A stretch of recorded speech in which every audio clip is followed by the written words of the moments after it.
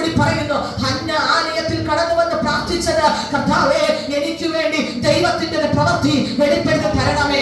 അവൻ 1-ാമത്തെ അധ്യായത്തിൽ അവർ വളരെ കരഞ്ഞു, ഭാരപ്പെട്ടു, അവൻ ഒറ്റയ്ക്കിരുന്ന് സങ്കടപ്പെട്ടു. വചനം പറയുന്നു, അവൻ അവരുടെ ഹൃദയം ദൈവസന്നിധിയിൽ പകർന്നു.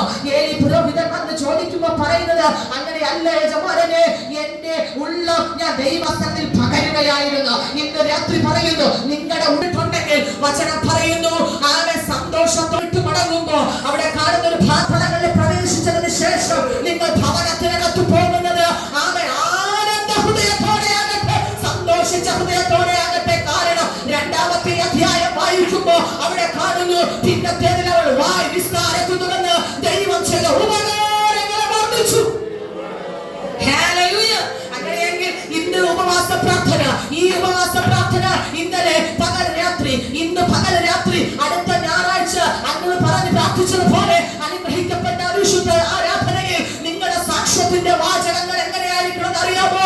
അത്ഭുതത്തിന്റെ വാക്കുകളായി മാറട്ടെ. അവൻ ആരാധനച്ചവർക്ക് അവൻ അത്ഭുതത്തിന്റെ സാക്ഷ്യങ്ങൾ നിങ്ങളുടെ നാവിൽ നിന്ന് പുറത്തു വരട്ടെ. ഇനിയും കണ്ണുനീരിന്റെ സാക്ഷ്യമല്ലെന്ന്, കൈപ്പേറിയ ജീവിത അനുഭവമല്ലെന്ന് നിങ്ങളുടെ നാവിൽ കൂടി ഉതിർന്നു വരേണ്ടത് എന്റെ കർത്താവ് എനിക്ക് വേണ്ടി ചെയ്ത അത്ഭുതത്തിന്റെ വാക്കുകളായി സ്ഥിരപ്പെടാൻ പരിശുദ്ധാത്മാവ് ഈ നാളിനെ സഹായിക്കട്ടെ. ഹല്ലേലൂയ.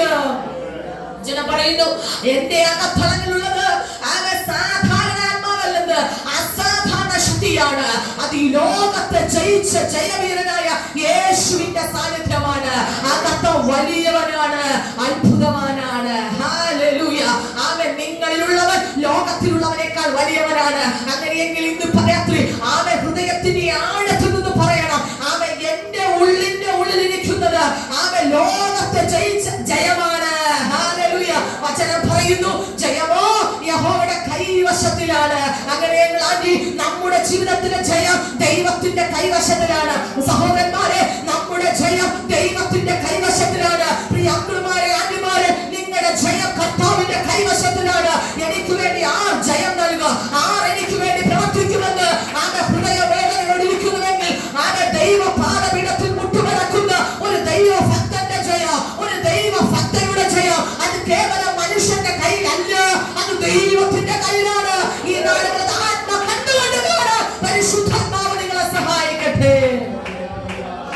പലപ്പോഴും ദൈവത്തിൽ നിന്നുള്ള ജയം കാണുവാൻ കഴിയാതെ വണ്ണം പകൽ പറഞ്ഞതുപോലെ നമ്മുടെ കണ്ണുകളെ കുരുടാക്കി വെച്ചിരിക്കുകയാണ്. അങ്ങനെ ചോദിച്ചാൽ പറയും, ഞാൻ കുരുടനല്ലെന്ന് പറയും. എന്നാൽ ഇന്ന് പകൽ പറയുന്നു, ആത്മാവിന്റെ കാഴ്ചപ്പാടുകളെ കാണാൻ, ആത്മാവിന്റെ വിടുതലുകളെ കാണാൻ നമ്മുടെ കണ്ണ് കുരുടാക്കി വെച്ചേക്കുവാങ്കില് അവൻ ഇന്ന് രാത്രി നാം പ്രാർത്ഥിക്കണം. ഈ രാത്രി മുതൽ നാം പ്രാർത്ഥിച്ചതാണ്, കർത്താവേ എനിക്ക് ആത്മീയ കാഴ്ചപ്പാട് കാണാൻ എന്റെ കണ്ണുകളോട് തുറക്കണമേ.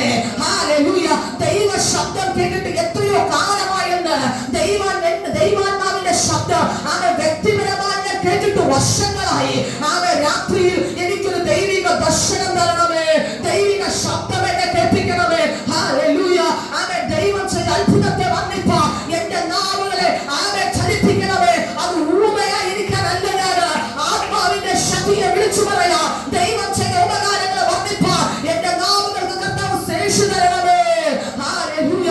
ഇന്ന് പകൽ രാത്രി അവൻ പ്രിയരെ ആത്മമണ്ഡലത്തിൽ നിങ്ങൾ ചിന്തിക്കുക, എത്രയോ നാളുകളായി കർത്താവ് ചെയ്ത അത്ഭുതത്തെ പ്രസ്താവിച്ചിട്ട്, എത്രയോ നാളുകളായെന്ന് ദൈവ ശബ്ദം കേട്ടിട്ട്, എത്രയോ കാര്യങ്ങളായെന്ന് ജീവിതത്തിൽ ഒരു അത്ഭുതത്തിന്റെ വിടുതൽ കണ്ടിട്ട്, എന്നാൽ അവൻ നമ്മെ വിളിക്കുന്നത് എങ്ങനെയാ? പ്രാർത്ഥന